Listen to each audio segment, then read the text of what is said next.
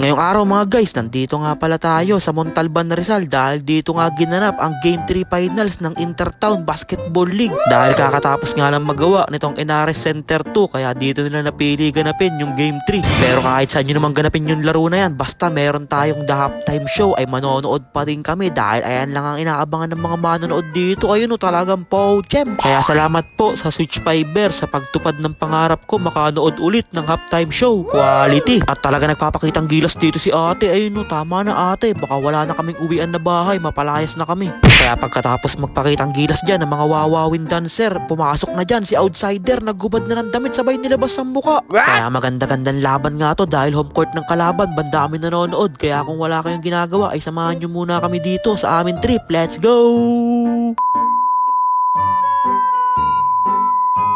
So, ayun po paggising ko nga ay dumiretso na kagad ako dito sa may munisipyo dahil baka mailigaw na naman ako. At pagdating ko nga dito, medyo kokonti pa yung tao. Kaya shoutout muna dito sa mga player ng Binangonan, galingan nyo mamaya, talagang todo na yan, pati patot panabla. At pagsilip ko nga dito sa may labas ay parang nagkakagulo na nga sila dahil anong oras na wala pa nga yung mga sasakyan na jeep. Kokonti pa nga lang daw yung mga sasakyan na dumarating ngayon dito sa may munisipyo, kaya paano makakasama yung iba. Nagagalit na tuloy dyan si madam, bantagal daw ng mga service, anong oras na. Kaya umalis na nga din ako dyan sa may munisipyo dahil nagkakagulo na nga sila, sobrang sikip na nga daw, sabi ni RJ Nulod, nasa unahan na nga lang siya ng L3. Kaya sabi ko sa kanila, sige na, hindi na ako sasabay sa inyo dahil baka maging sardinas lang ako. Umuna na kayo at susundo na lang ako ng EA cakes ko. Kaya sabi ko dyan kay Germany, tara sama ka muna sa akin, manonood lang tayo ng laro ng Binangonan versus Montalban. Kaya sabi ko dyan kay Germany, tara na, alis na tayo dahil baka hindi natin abutan pagdating natin dun tapos na yung laro. Pero hindi tayo malelate dyan dahil mabilis yung nasakyan namin na Grab. Talagang walang traffic, racing type. Kaya maya nga lang ay nakita ko na din dito yung logo ng Montalban. Ayan, papasok na kami dyan. At dumating na nga kami dito sa Inares Center 2.0.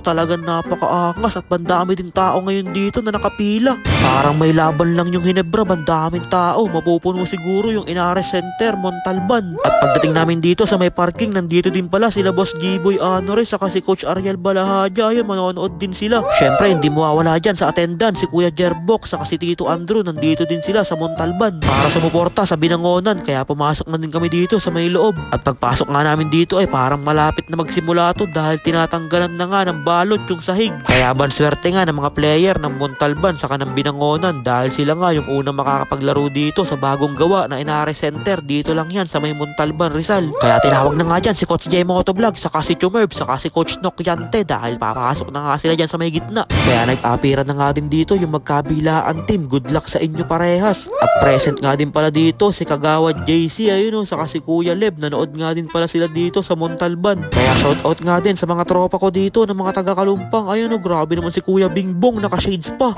Kaso lang nasa pinakababa na si Kagawad. Kaya sabi nila wag na kaya tayo manood, umuwi na tayo, tara labas na tayo. Kaya wag mo nang patagalin yung rep, ihagis mo na kagad yung bula. At ito na, ihahagis na rep yung bulap. At pagkahagis ng bula na outside kagad. Kaya nasa Binangonan na dito ang bola na kay Aw binigay kay Sean Antaso sa gilid, tinira ng 3 joints, ilista mo na yun papangs. At hindi pa nga tapos dyan ang Binangonan dahil mukhang maganda ang gising nila, bang ganda ng ball movement nila, talagang umiikot yung bola. Kaso lang nakabawi kagad dito ang Montalban ng isang pass break, grabe naman si Idol, napakatulin. Kaso lang naghahapit talaga dito si Sean Antaso, talagang hindi na siya mapigilan. Bigla pang tumalon sa may 4 points, talagang ilista mo na naman papangs. Kaso lang nabawian kagad sila dito ni Chakno ng isang layup, ayun pinahanis yung bantay. Sabay tumatakbo na naman dito ang Binangonan na kay Sean Antaso, nagmala Michael Jordan, talagang quality yung layup na yun para kay Sean Antaso, may kasama pang foul. Kaso lang parang babawi kagad dito ang Montalban na kay Idol, biglang umispin move na wala yung bantay, talagang nabura sa mapa si Idol. Sabay nakaagaw pa dito ang Montalban, nagpasapasahan na dyan yung magkakampi, grabe naman pasapasahan yun, parang nag-training lang. Kaya tuwan-tuwa dyan ang mga fans ng Montalban, kaya napatawag na din ng timeout si Coach J Motovlog. Kaya tumatakbo na nga dyan si Nicandro, kaso lang kinrosing siya kaya nabagsak siya dun. Kaya habang tumatayo siya dito, mukhang nakakaisip na siya ng mga dirty plays. Ayun na, sinipa na nga sa mukha, talagang bagsak si Idol. Kaya Kaya nakatulan na nga dyan si Nicandro ng flagrant foul at uupo muna siya ng 3 minutes para magpahinga. Sabay nakashoot na nga dyan si Kuya Bren, talagang magic bunot. Kuya Bren, the lover boy, sabay nakashoot na nga dyan si Idol ng isang 3 points, sabay nag-angas na nga siya dito. Sabay nakashoot pa nga dyan si Chakno ng Montalban, talagang pinanis niya lang lahat ng sumabay sa kanya dun ng mga taga-Binangonan. Kaya agawan sa bola nakuha ni Kuya Lebleb, sabay nawala yung mga bantay niya dito. Syempre tinira na ni Kuya Lebleb yun, easy 2 points yun. Kaso lang talagang mainit yung kamay dito ni Idol, kaya back to back 3 points yun para sa kanya, sabay nag-angas na naman siya dito. Kaya sabi dyan ni Maclaribas, tama na ang kakaangas, eto na, papakitaan na kita ng isang 2 points, panis yung mga bantay niya dun. Kaya kinuha na dyan ng campus crush ng darangan yung bola at gumawa na dito ng mga quality na moves. No, grabing footwork naman yun para sa Ginoo ng darangan. Talagang mapapaaw-aw ka na lang. Kaya nakiantaso ang bola, dire-diretso iniwanan lahat ng bantay niya, parang nagte-training lang. At bigla na nga dumating dito si Idol Marwin Junicio, present din siya dito sa attendance. Na-chat kasi ako niyang pali ko na yan, sabi niya sa akin kung meron daw bang halftime show para kung meron manonood daw siya. At sakto nga yung dating niya dito dahil pagdating niya ay lumabas na kagad yung mga dancer ng Wawawin, pumunta na sa gitna. Talagang magaling tsumempo si Bob Marwin. Kaya shout out na din sa mga tropa natin na nasa may taas, inaabangan din nila yung halftime show. Pero sabi dyan ng mga fans ng Binangonan, para mas magaling pa daw sila sumayaw sa mga kinuwang Wawawin dancer, dapat daw sila na lang yung nagsayaw sa halftime show. Kaya shout out na din muna sa lahat ng nanonood ngayon dito sa Montalban. Sabay nakita ko pa nga dyan si Kuya Trey na papahimas pa sa ulo nung katabi niya, halatan ng gigigil na. At parang maganda yung nasisipat dun ni Kuya Trey dahil kinekwento pa nga niya yun sa mga player ng Binangonan at paglipat ko nga nung camera may nagsasayaw na pala. Kaya sabi dyan ni ate, nanonood pala si Trey Cruz, mapakitaan nga ng mga malulupit ko na moves.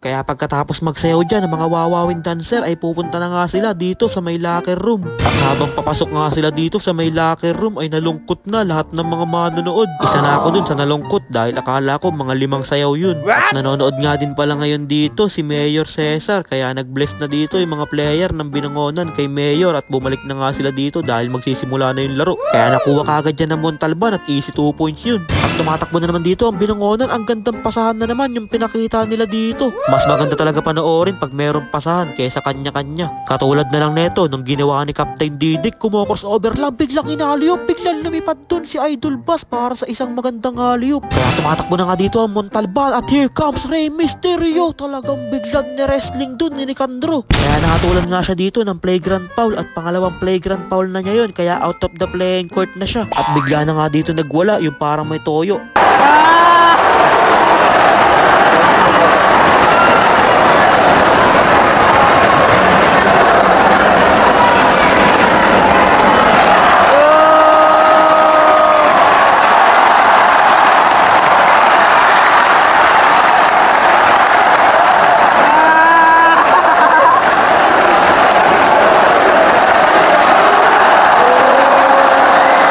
At pagkatapos ilabas ni Idol yung mukha niya ay dito na nga tinira ni Antaso yung pinakamasakit na 3 points at eto na nga yung pantapos ng laban. At dahil nga sa 3 joints na binitawan na yun ni Sean Antaso ay nag-uwian na dito yung mga fans ng Montalban, meron pa natitirang oras. Hindi nyo ba alam na dinayo pa namin kayo dito tapos uuwian nyo lang kami? Sakutib tuloy lahat ni Double J yung mga pusta dito ng Montalban. Ayan o, hinakot na niya ata lahat, cash out. Kaya 27 seconds na nga lang yung natitira sa oras at lamang pa nga dyan ng 8 points ang Binangonan. Pero grabe yung puso dito ni Idol, hindi pa din siya sumusuko, nakashoot pa siya ng 3 points. Ganun dapat ang mindset, hanggat hindi tumutunog ang buzzer, laban lang. Pero ito na nga ang huling tira na binitawan ng Montalban at pinaglaruan pa sila dito ni Antaso, hindi nila maagawan at nag-uubos na lang ng oras at ito na nga, champion na nga ang Binangonan. Kaya kahit sobrang layo ko dito ay napakasaya ng puso ko dahil kitang kita ko kung paano pinaghirapan yan ng mga player ng Binangonan saka ng mga coach. Dahil followers nila ako kaya nakasabay ako sa kanilang mga ginagawa. Kaya sobrang deserve nyo yan. Isipin nyo, dumayo pa kayo sa home court ng kalaban para dito kayo mag-champion. Kaya congrats sa inyo ulit mga bata. Sobrang proud kaming mga taga-Binangonan sa inyo. At syempre congrats din sa Montalban sa napakagandang laban na pinakita nyo. Pero ganun talaga, kailangan may isang mananalo at may isang matatalo. Kaya yun lang mga guys, maraming salamat nga po pala sa walang sawang pagsuporta at sa palaging panonood. I-follow nyo na si Ninin Vlogs para sa mga susunod pang vlogs. Mag-ingat po kayo palagi. Bye bye! Yo!